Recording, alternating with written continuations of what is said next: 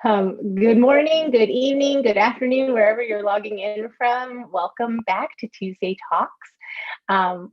We are so excited to see you. We are gonna make sure that we are live on YouTube and live on Charlottetown. So give me 1 second, make sure that all the platforms are working. If you're on one of those platforms, you can wave and say hi.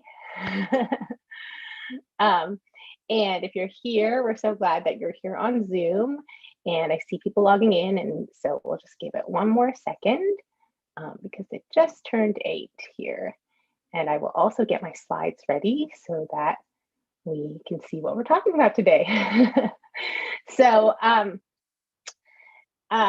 once again, thank you so much for coming to Tuesday Talks. And we do have some other platforms if you're having trouble with Zoom, or if you need Chinese translation, you should scan this QR code for Charlottetown. 如果需要中文的话，可以扫这个二维码。And we are excited today, as usual, to be playing Spot Mr. View. So, bear with me 1 second. If you see Mr. View today, please take a screenshot, send us an email. He will probably be in my window somewhere, and send us screenshots. We've loved seeing the screenshots. They're very fun. And you will get a t-shirt. Once again, thank you so much to all of our partner schools for helping us get the word out. We couldn't do Tuesday Talks without you. So I just wanted to recognize once again the partner schools who have been sending students, talking to parents, sending information to other counselors, and learning from each other. We're really excited that you are part of this with us.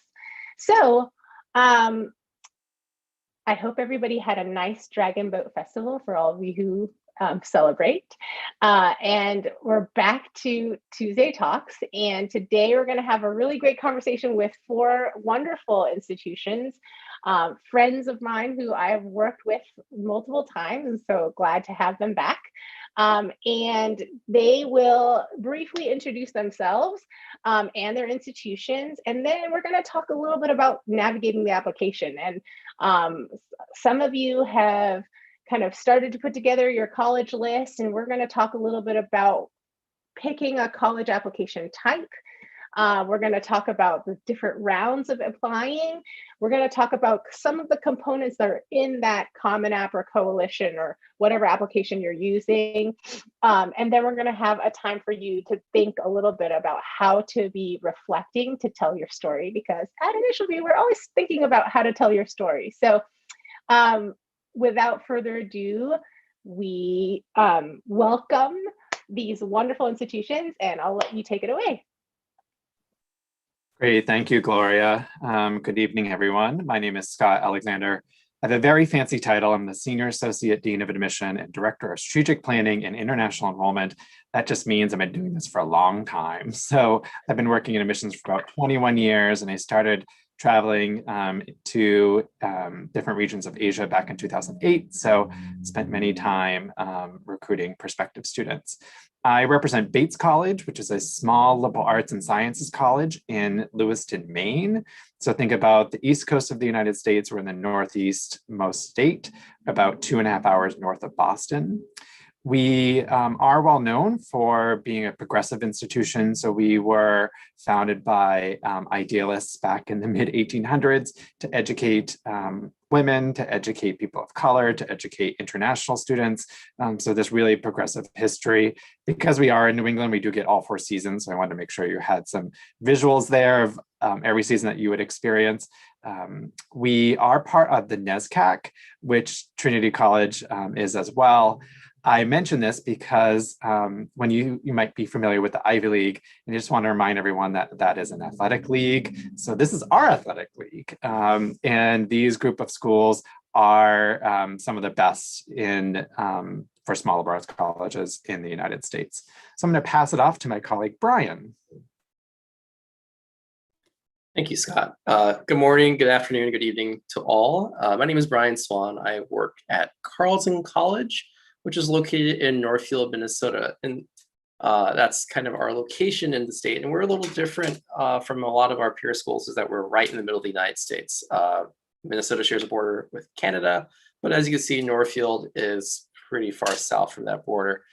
Some things that are unique about us, we operate on a trimester calendar. So we break the year into 3 10-week terms. This gives you a tremendous amount of flexibility to explore your different academic interests. And I think a lot of students at Carleton take that to heart, right? Being a liberal arts and science institution, you will find students who are passionate about music as well as philosophy. You will find students who are really interested in Arabic, but also physics. And so as an institution, that trimester calendar gives you a tremendous amount of flexibility. It also makes it really easy for you to study abroad. We understand you'd be studying abroad if you came to Carleton, right? But typically about 70% of our students will study abroad at least once. Carleton is also known among liberal arts colleges for strength in our math science related fields, right? About 45% of our students major in math, science, computer science, biology, physics, and so on. And those are great things, but what I really love about Carleton is the community that exists there.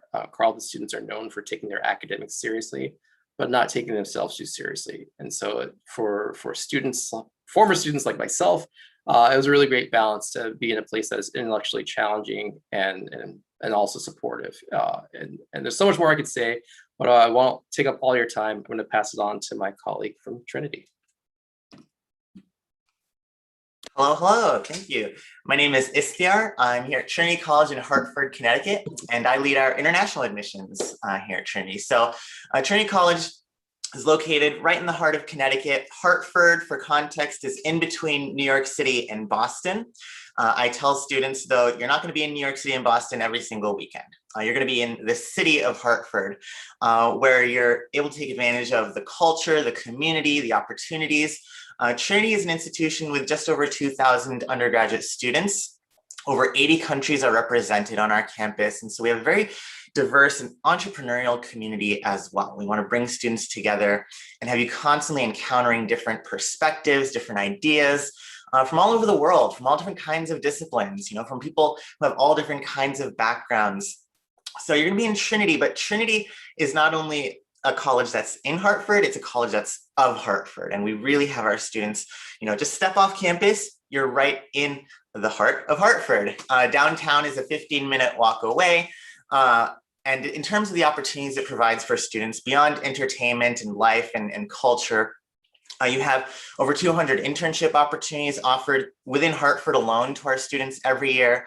The Capitol being nearby means our political science students can go intern and do the legislative internship programs. We have a liberal arts action lab, which means entrepreneurial-minded students can come up with projects and work with faculty to actually implement their ideas in the city of Hartford. And around Hartford as well, Connecticut is full of engineering companies, science, technology companies for our students who might be studying engineering as well. So lots to take advantage of.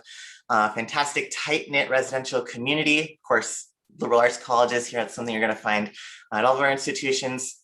And as Scott said, we're a NESCAC school. So sometimes we'll go head to head. You might head up to Maine sometimes if you're an athlete, and they might come down here and you'll see some of their friends maybe beating us, maybe us beating them, but it's all in good fun. So I'm going to hand it off to Amanda for Richmond. Thanks so much. My name is Amanda Gerhardt, Senior Assistant Director of Admission at the University of Richmond in Richmond, Virginia. The University of Richmond is located in Virginia's capital city of Richmond. We're about 2 hours south of Washington, D.C. So some great major city access for our students to be able to enjoy. Richmond itself is a really vibrant city for our students. So we have over 800 restaurants. We're a big foodie city. We have the James River that runs right through the city as well. So great opportunity for some outdoor landscapes, kayaking, whitewater rafting. So our students certainly are not in a bubble and take advantage of everything that Richmond has to offer. We like to say that we are a big, small liberal arts college. We have 3,000 undergraduates on our campus. And like my colleagues here, we are highly residential. What's interesting about Richmond's residential community is that students are not required to live on campus. So the fact that over 90% of our students are choosing to live on campus all 4 years is a great testament to the comfort that our students experience, the community that they build. They like to be close to their classes. They like to be close to the dining hall, perhaps most importantly. So our students are really building that community. We have students represented from over 70 countries, and many of our students are going to be the only student represented from their high school. So if you're looking for a place where you are going to be stepping outside of your comfort zone and that idea excites you rather than intimidates you, Richmond could certainly be a great place. Some of our most popular programs are biology, business, political science, as well as our leadership studies program. And all these programs really embody a hands-on component. We are very excited to offer all of our students the Richmond Guarantee, which is a promise that every single student will receive up to $4,000 US at least once to fund a summer research or internship opportunity. So we are trying to create an environment where our students can say yes to every great opportunity that comes their way, regardless of their financial situation. So we hope that you continue to learn more about Richmond if you have an interest. And I'll kick things off to Scott. Great, thank you, Amanda. We thought we'd begin our formal part of the presentation by engaging with the chat. So we have a question for you, and Gloria is going to help us out as well to share some of the responses that may be coming in on the other platforms. So in the chat, if you could answer this question for us: what parts of your college application tell a story? So I'm sure you might be familiar with all the aspects of the application that we request in the United States. So what parts of that tell a story? So if you could use the chat, we're curious to see your responses. And don't feel like there's a wrong response either. So feel free to put anything out there. We're happy to take what's on your mind.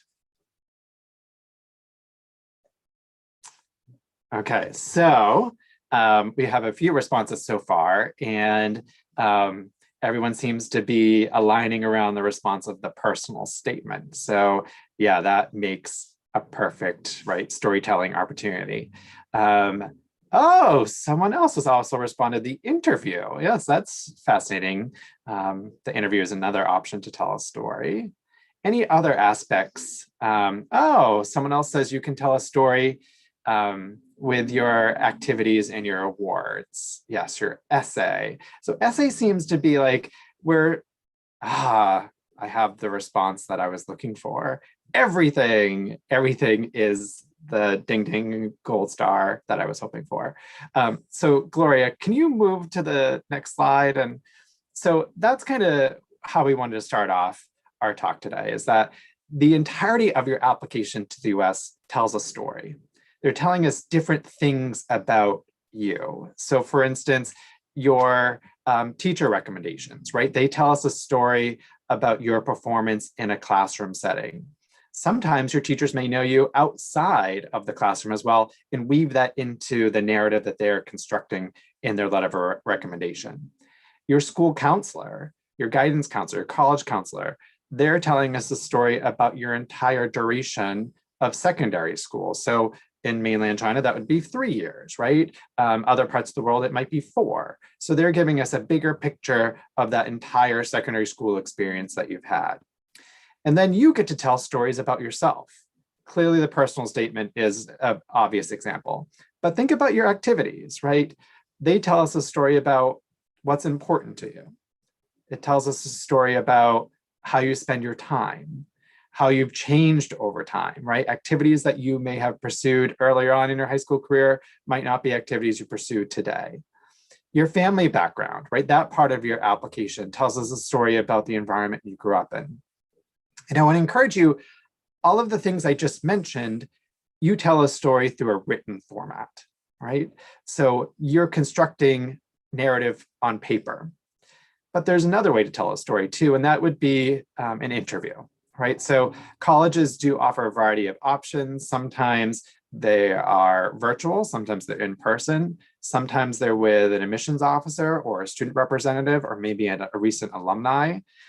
Or it could be a recorded interview, like through InitialView, right? And that's an opportunity for you to tell a story in a different way, right? You're sharing with us your spoken voice. So think about an admissions officer, right? Imagine that I'm the guy, the white guy in this picture, right?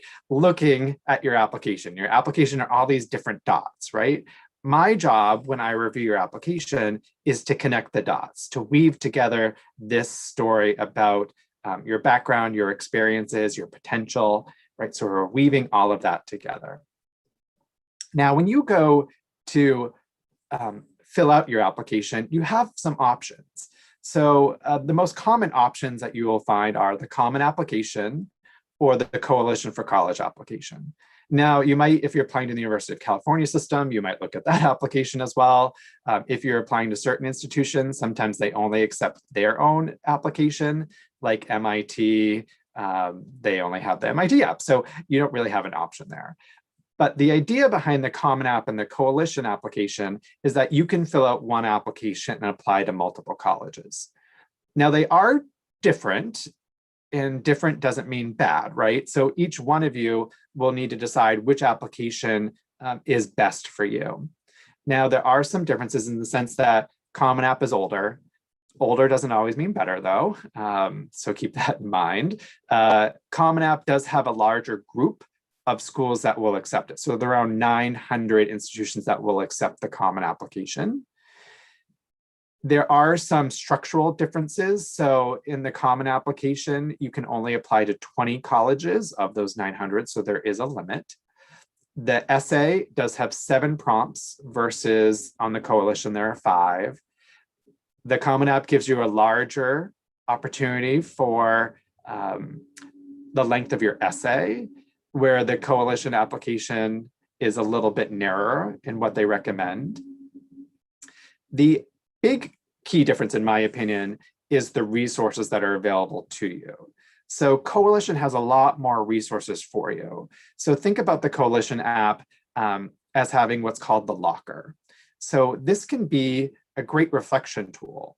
So if you start using the coalition app at the beginning of your secondary school, you can save every paper, every letter of recommendation, every resume you have into your coalition app and store it there. You also can invite your school counselor, your teachers, your parent to engage with your coalition application. So you can invite more people into your application. And then there are a lot more resources for those students who may be less familiar with applying to college, maybe applying to college in the US. So they have a lot more resources on their platform.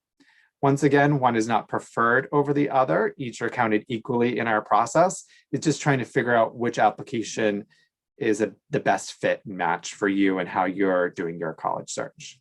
So I'm going to pass it off to my colleague, Amanda, who's going to talk a little bit about the different rounds that we have in the United States.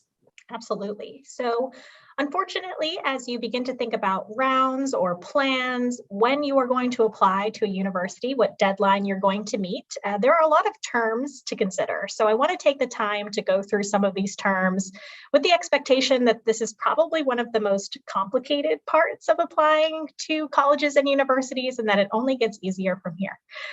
So first, I want to talk about the idea of non-restrictive plans versus restrictive plans, and then I'll define what some examples are for each of these.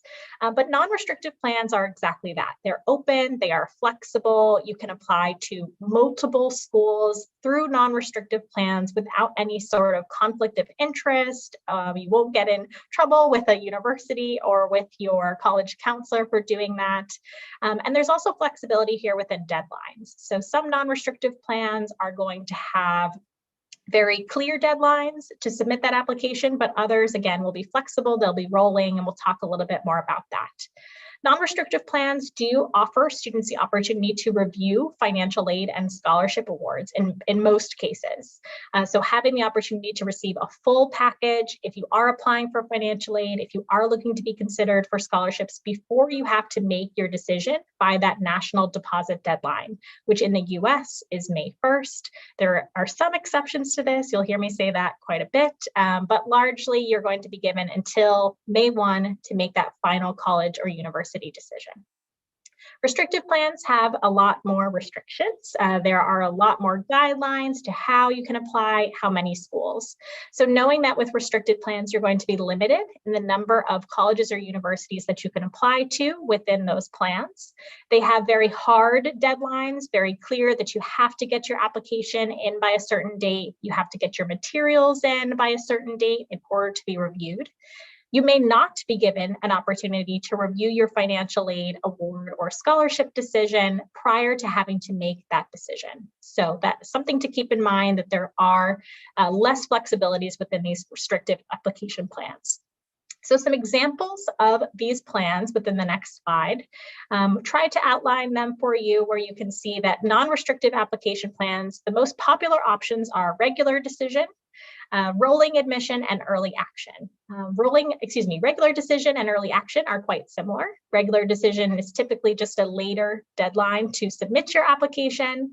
Early action will come before then. These are non-binding plans as well, which means that if you are admitted to an institution within any of these three non-restrictive plans, you do not have to commit, you do not have to enroll there. You'll have some time and flexibility to decide if that is the right institution for you. Restrictive application plans, some of the most common are restrictive early action.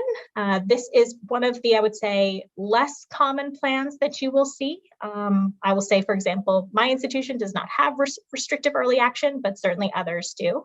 And this is going to be similarly a non-binding plan, in that you do not have to enroll at the institution if you are admitted through restrictive early action, but you are limited as to the number of schools that you can apply to through this type of plan.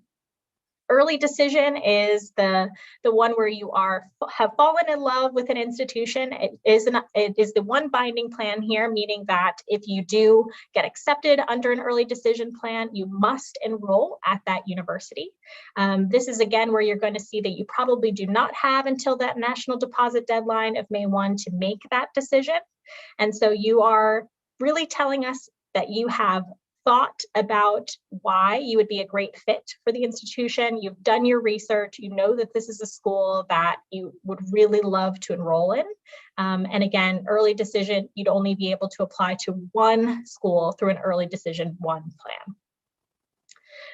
And then when we talk about all these different plans and all these different deadlines, we're often immediately asked, when is the deadline? When is the plan? What is the right fit for me? And the answer is that it truly depends. And this is a point of, on the next slide, and absolutely you want to be considering what is the best fit for you and doing your research from university to university.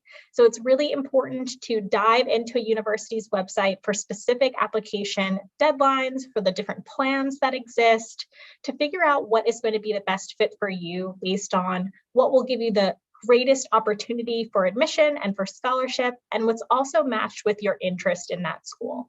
So if this is a school that you know a good deal about, that you're interested in considering, but it's maybe not your first choice, you don't know that you'd want to enroll, perhaps an early action plan is a great fit for you. The other thing to consider as well is the idea of being considered for financial aid and scholarships. In addition to application deadlines, there are often financial aid and scholarship deadlines that fall separate from those first deadlines. So again, being really thoughtful about diving into the websites, maybe creating a spreadsheet for yourself so that you can keep track of when all these deadlines are. If you're using something like the Coalition or the Common Applications, those are also going to show the deadlines on your dashboard. So that's one way that you can keep track. But making sure, again, that you're giving yourself the best consideration for all the things for which you want to be considered, not just being admitted into the university, but also receiving consideration for scholarships, also receiving consideration for financial aid. Is there a separate honors program application, or is there an additional supplement for a particular major for which you want to be considered? So really making sure, again, to dive into those university websites, knowing that it does depend and it does vary, to find the best deadline and plan for you. And with that, I will turn it over to Brian, who will talk about the first element of the application. Thank you, Amanda. So again, welcome. Hi, I'm Brian. Excuse me. So I think it's important to kind of circle back to this idea of connecting the dots, right? And part of that process is not just looking at your academic profile and information, but other pieces of you, right? Your background, the activities you're involved in, what your teachers tell us about you in the classroom. And we ask for all that because we are institutions that practice this idea of holistic admission, right? We're trying to understand more about you and your background in and out of the classroom. That helps us understand the context of the school you're coming from, the environment you live in, as well as other pieces of information that help us understand what's important to you. And so as you go through the application, all right, the first section is often filling out that background information about your family, about the other members of your family and what they're doing. It could even be about the languages that are spoken at home and these other pieces of information. They really are helpful to us as we read because it gives us a clue, a sense of who you are and the passions you bring, right? Additionally, that academic information that we're going to ask for gives us a clue on how you engage in the classroom, right? We can look at your transcript and see a certain grade, but that doesn't tell us how you actually engage with your teachers. We can look at your family information, but that also doesn't necessarily tell us how you engage with your sibling or parent or things of that nature. And so if we can go to the next slide, I've got a few examples of kind of what we ask for, what the Common App and the Coalition App ask for. And so one of those is language, right? If you are fluent in multiple languages or if you speak multiple languages, right? We want to know that because that helps us get a sense of something different you're going to bring to our college campuses. Additionally, we're interested in what your parents are doing, if you have other siblings that have applied to our institutions, and also your household situation, right? Because that helps us understand the context of the environment you're coming from. Some schools also really pay attention to the academic sort of areas of interest you have in your application.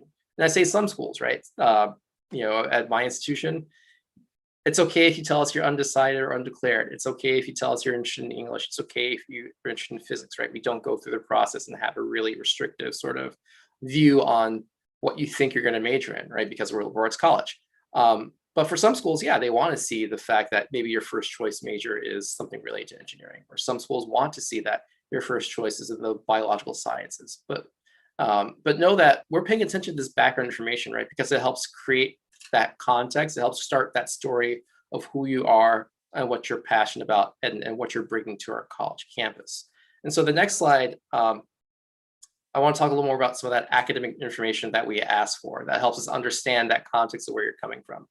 And so we do ask for what's called a secondary school report. This is usually done by a counselor or homeroom teacher, someone that knows you well, and someone that can kind of talk to us about how you engage with your peers as well as in that classroom setting. We also tend to ask for letters of recommendation from your teachers, right? And so this could be a teacher in the sciences or in the arts or in the languages. Ideally though, it's a teacher that knows you well, that can speak to not just your academic performance, but can also speak to who you are, how you interact with others, and kind of how you go about the process of learning. Another really helpful piece of information comes from what's known as a school profile. And I will be upfront, right? Not every school, not every high school has what's known as a school profile, but many schools do. And admissions officers will look at that school profile to get an understanding, again, of the context of the school you're attending. The school profile will tell us lots of helpful information about the academic sort of rigor of the school, what the curriculum that's available, and much more. And of course, in this review of academic information, we will look at your transcript. We will look at if you have standardized testing, whether it's the SAT, ACT, or an English proficiency exam like the TOEFL, IELTS, or Duolingo English test. We'll look at that information in addition to everything else that we're reading. As well as if you're in a school where you're doing A-levels or IB and you have predicted marks, we'll pay attention to those as well. And we do all this because we're trying to get that context of where you're coming from, right? We're paying attention to the situation you've been in and what you've been able to take advantage of, right? We understand, depending on where you are in the world, there's going to be different curriculum available. So yeah, if you're going to school where the national curriculum is the only option, that's helpful for us to know. That helps us understand the context you're coming from. And we never go into this process of reviewing your application saying that we prefer, one curricula over the other. We really try to get a sense of where you're coming from and the context that provides. We're also paying attention to the fact that COVID-19 has impacted you, right? And so that information is helpful for us. We know that opportunities outside the classroom are limited, and I think we always try to read with that understanding of where you're coming from and that context. And so the background information that you share, as well as that academic information, helps us start to connect those dots. I'm going to pass it to my colleague Isthiar to kind of talk about the other pieces that we're looking for in connecting those dots. Awesome, thanks. Well, I noticed, earlier on, as we were talking about the story that's being told, and this presentation is really fun because I also tell students, application is a story, right? We're trying to find the thread from beginning to end, connect the dots, however you want to put it. But I'm going to talk about activities, essays, interviews in bits and pieces. But first of all, I think a lot of people responded to the essay, right, or the interview, because there's components of your application. You're telling a story about decisions you've probably already made in the past. You can't go back and change those decisions, right, and reshape your whole story right now.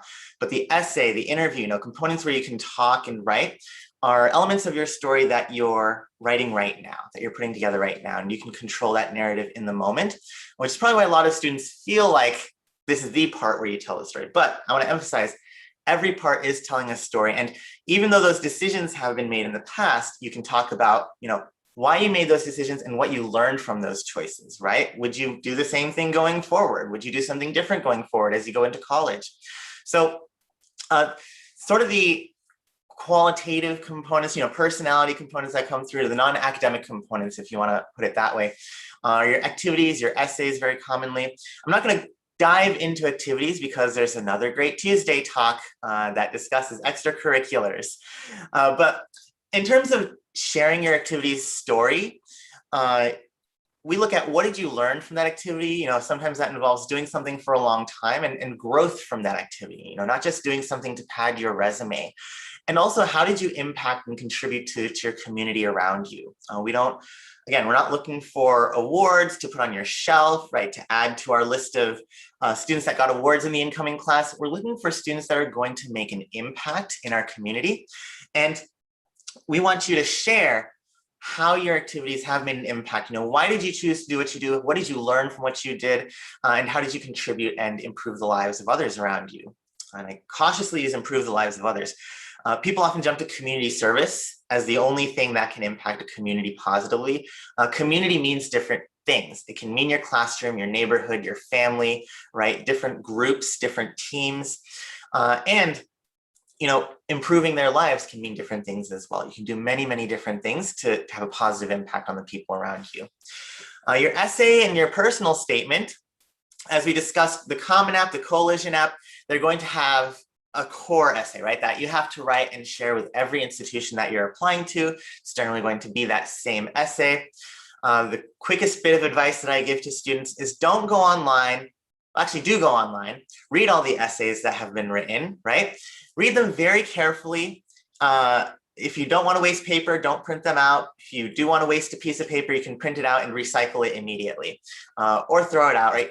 Don't write an essay that you can find on the internet or that's anywhere similar to what you can find on the internet, because we want to find out what makes you stand out, right? What makes you different? I always tell students to ask themselves the question, how am I different from all the other basketball players that are going to write an essay about basketball? Okay, you can write about basketball.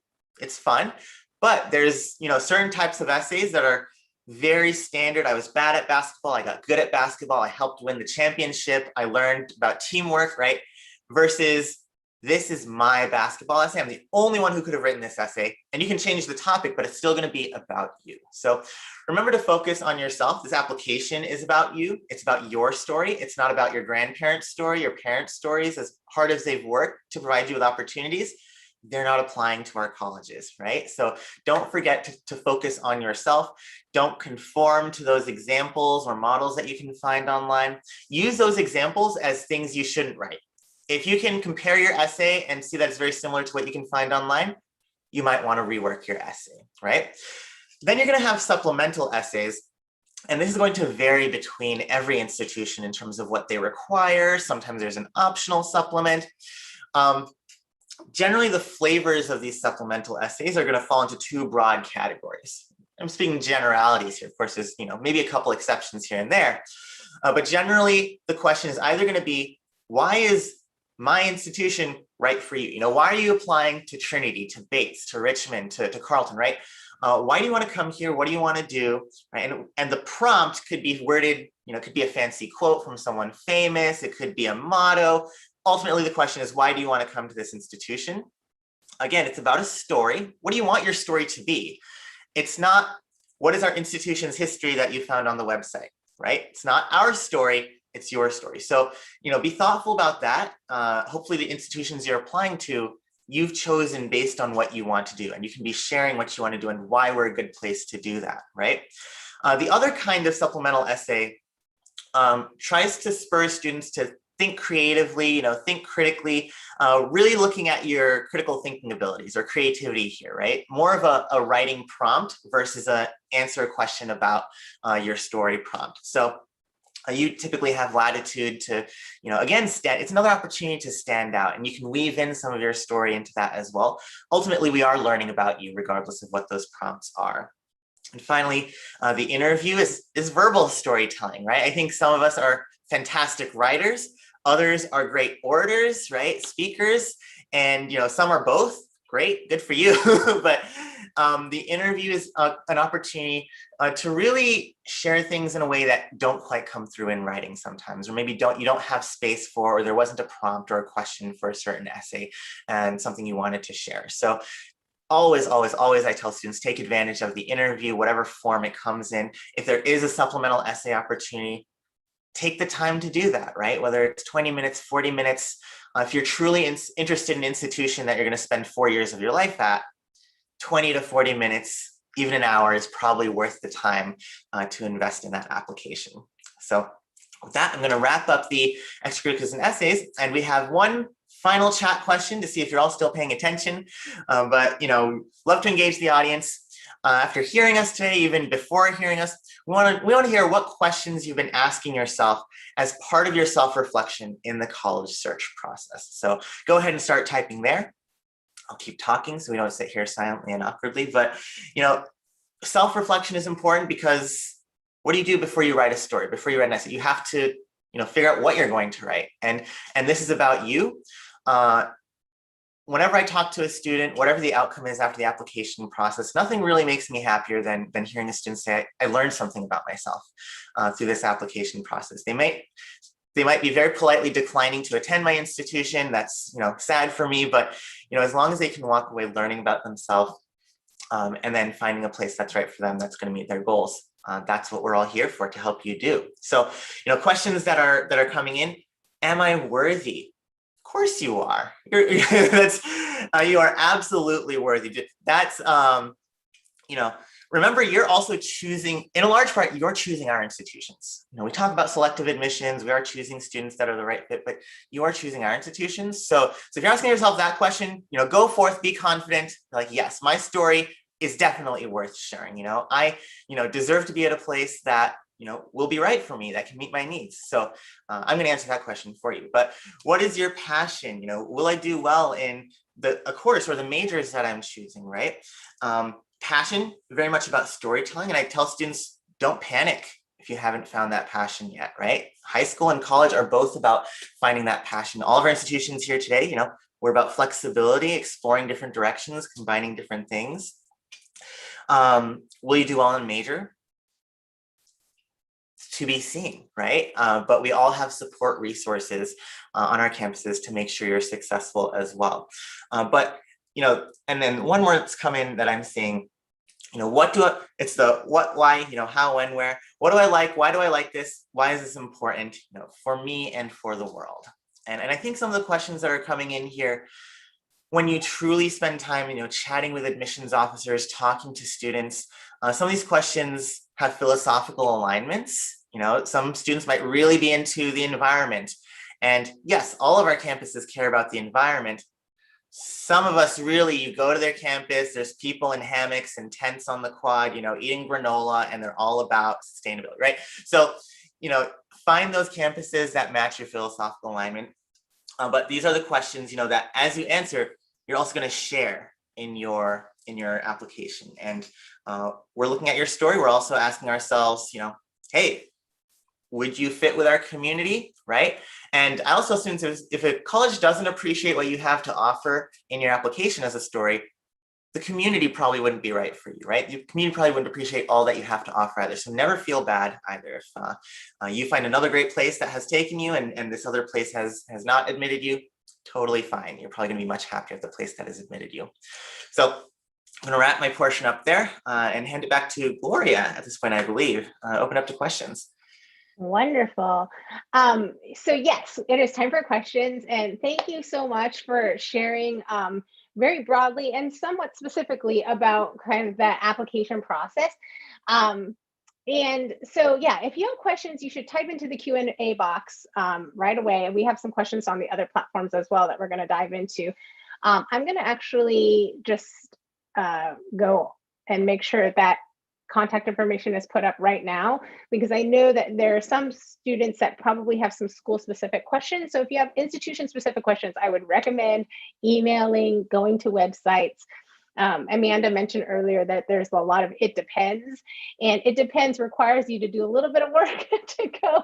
And you've watched previous Tuesday Talks where we talk about being thoughtful in your questions. So go look on their websites, figure out what you can figure out, and then upgrade your question and ask a very great question that will allow for you to engage and understand these institutions. But I'm going to stop sharing this for just a second so we can see all of our faces as we go into the question and answer time. So the first question that was very interesting to me is there's a person asking about academic information. And so Brian mentioned kind of the background and academic information earlier. And obviously we're talking about transcripts and grades, right? There's a question, how do I kind of like give more color basically about that section? Like, is there an opportunity for me to write some of my, process, my feelings, my desire to study those subjects, even though on the transcript it's just grades? So I have some thoughts about that, but I would love to hear from the four of you on what kind of the best way to kind of give more color on that specific academic information section. Yeah, I guess I'll jump in, and colleagues feel free to jump in as well. There's certainly space in the Common application and the Coalition application for what's known as additional information, right? And so if there's something really that exciting about the research you've done or the courses you've taken, that again, that transcript just isn't going to show, and you really are excited to talk about that, feel free to do it, right? But it really should be tied again to those passions you have. The space on those essays, that extra additional information, excuse me, it is limited, but as we review your application, we do have a window into looking at that additional sort of information, because again, it provides context. But I only recommend doing it if it's something that is truly a passion, right? And this can be true of activities you're doing too. If there's something you want to explain a little further in detail, that additional information section is one place to do it. Wonderful. Anyone have anything else to add about providing nuance? Yeah, Gloria, I'll just jump in and say, don't forget, you don't have to be the only person telling your story. So if that was a class that you were super passionate about and it shows, maybe you want to ask that teacher for a letter of recommendation, because that teacher is going to notice your energy and love for that class, and that's going to resonate in your letter of recommendation.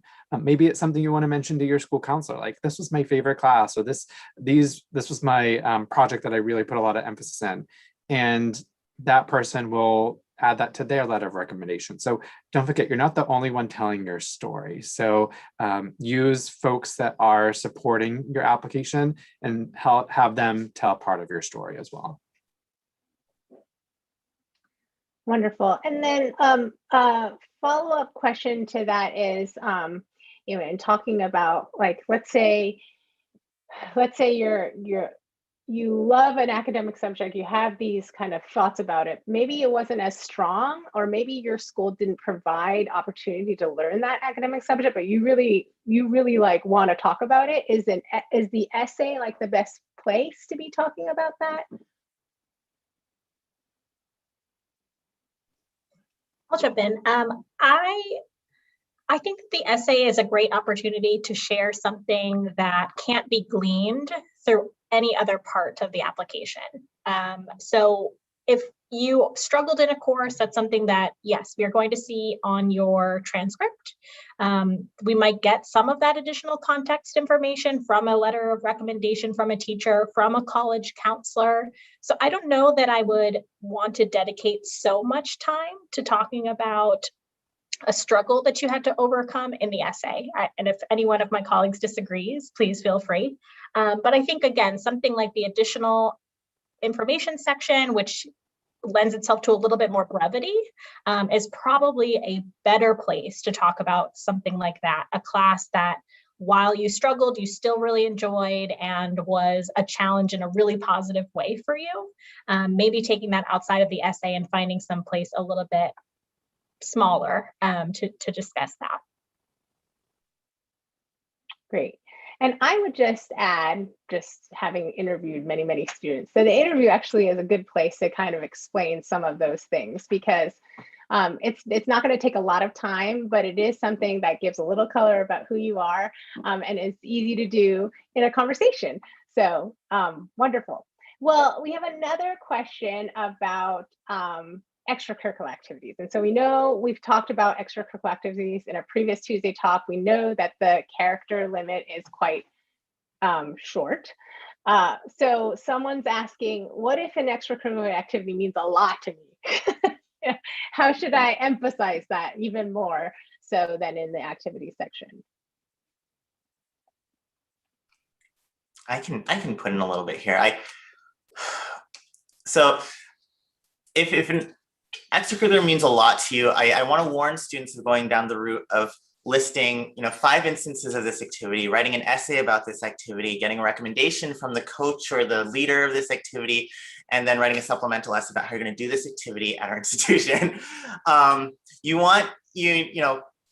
Every part of your application is an opportunity to tell a different part of your story. And so we will see students who, simply focus on one activity across their whole essay because, they've heard from someone that American institutions look for extracurricular activities and value that a lot. And if you don't write about an extracurricular activity, you're not going to get admitted. So guess how many essays about extracurriculars we get? A lot. And again, it doesn't need to be about an extracurricular, it needs to be about you. So you can write about an extracurricular, but your application's emphasis shouldn't be this one activity. So if you are speaking to it, right, make sure you're not using up the rest of the application. What else are you contributing to our campus, and how are we learning about that through your essay? So there are some, who can write really meaningful, really deep essays and illustrate, and maybe not even focus on that activity alone in their essay. So remember that. So it's a mixed answer, strike that middle ground. Really is who you are. Sure, go ahead and write about it, right? Don't make your application about that one activity throughout. I'll just quickly add to, the interview is a great place to talk about those extracurricular passions, right? And so if you're in an interview situation, like with InitialView, perfect opportunity to talk about those passions in a way that can be really animated. and come to life for us as admissions officers. I don't know if each of you might want to talk a little bit about how the review process works in your office. And I know it's different in every office, and liberal arts colleges maybe have smaller offices with smaller applicant pools, and that might impact your review.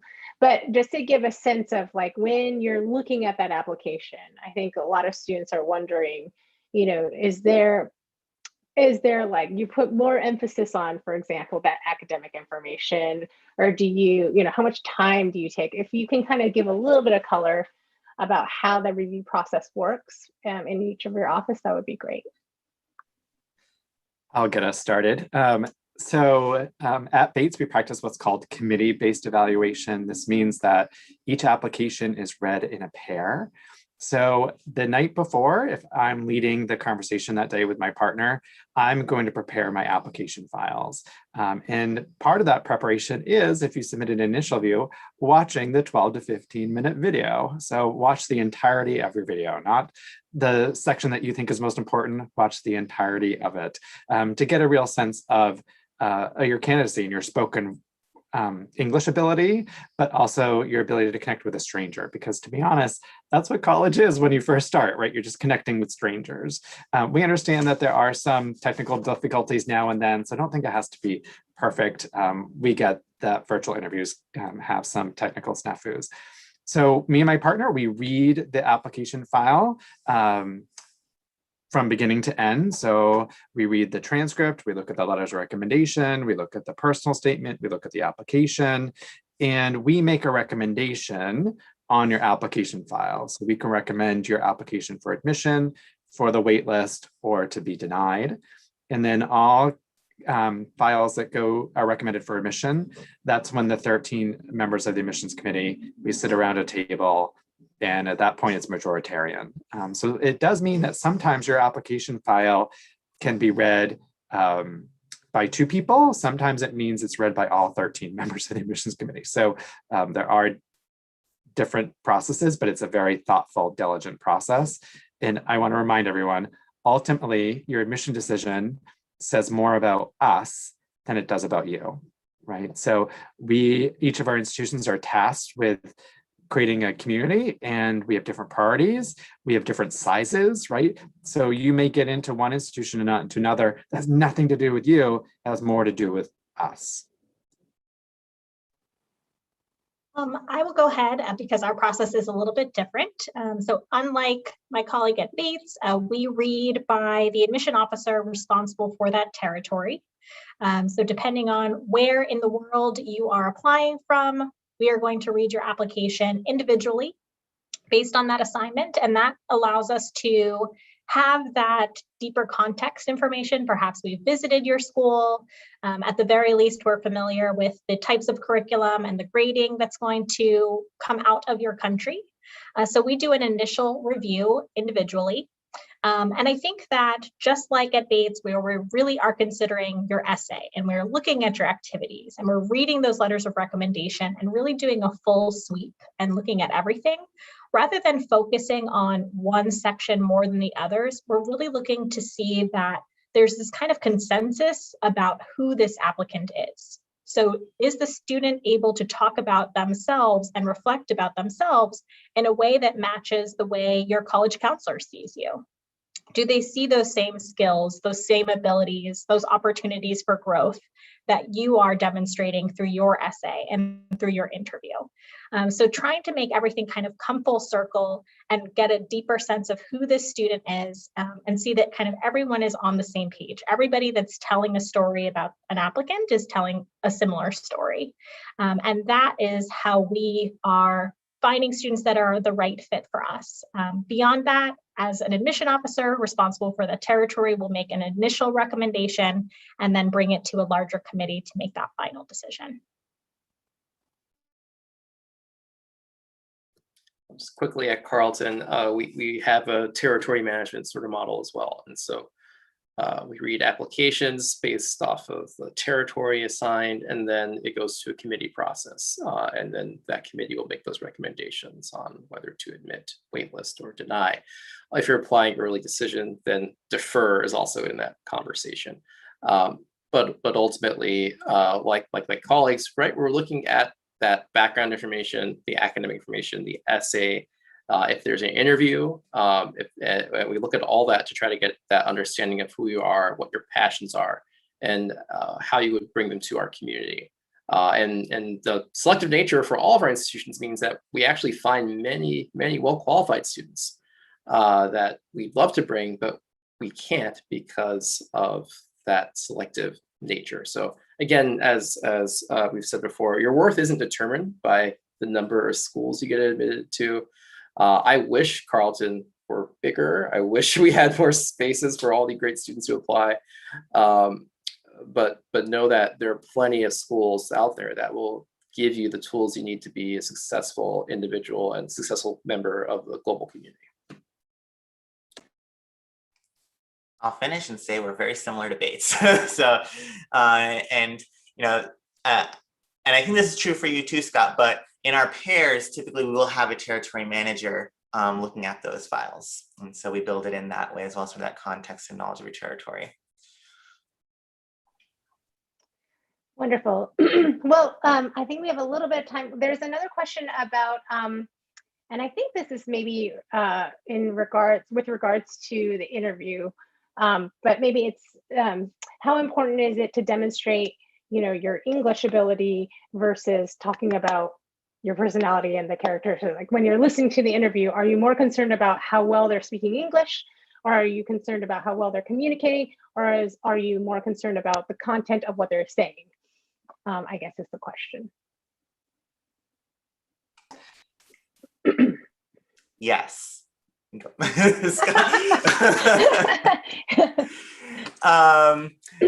So I think we're looking at both to a degree, but your English doesn't have to be perfect, right? I think we're looking for a baseline level. Are you going to be able to arrive on campus, communicate with faculty, communicate with students? But there are many native speakers whose essays aren't perfect in the application process, right? We are, then looking for the content and the character and the personality. And there are students who I know they haven't had an environment, they haven't had the opportunity, but they're already at a level where I'm understanding what they're saying. I'm getting the meat of their material through their conversation. And I can just tell from their attitude, their personality, the things they've done, they're going to arrive on our campus and suck in every opportunity of practicing English that they can, right? So it really is going to depend, one, on the institution, what kind of support the institution can offer you language-wise. Really it's about, can we support you at the level you're at? And we don't want to bring anyone here and have you fail because of language, right? If you need more time developing that. So it is a mix of both. Scott, did you want to add anything? It was like verbatim what I was going to say. So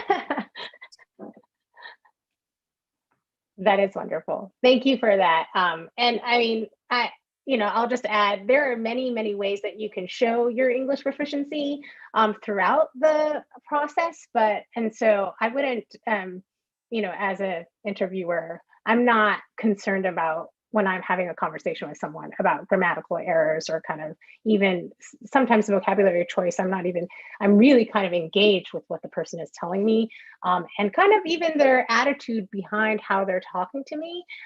Because at the end of the day, and as admissions professionals, we're looking for people who are going to be part of our community, and we want people who are going to be kind and contributing. And so it's, I've always told students, like, don't be concerned about kind of the nitty gritty of how you're saying the words, but really, kind of your whole persona. So I'll just add that to the mix.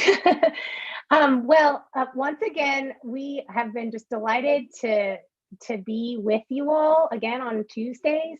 And I want to thank Scott, Istiar, Brian, Amanda for joining us today and taking time out of your busy schedules, waking up early to talk to communities all over the world. And so Again, please reach out to these institutions if they are of interest to you. And don't forget, we still have an opportunity to give your second round of high fives. So if you haven't given high fives, if you didn't give high fives the first round, second round is starting. And so give out those high fives so that these institutions know that you're specifically interested in them. And next week, if anybody is interested in the topic of STEM, please join us for Tuesday Talks. We're going to be talking about how to prepare for STEM and what to kind of consider when you're thinking about majoring something in the STEM fields, which we all know now is much broader than it used to be. All right, everyone, have a great week, and we'll see you next week. Bye.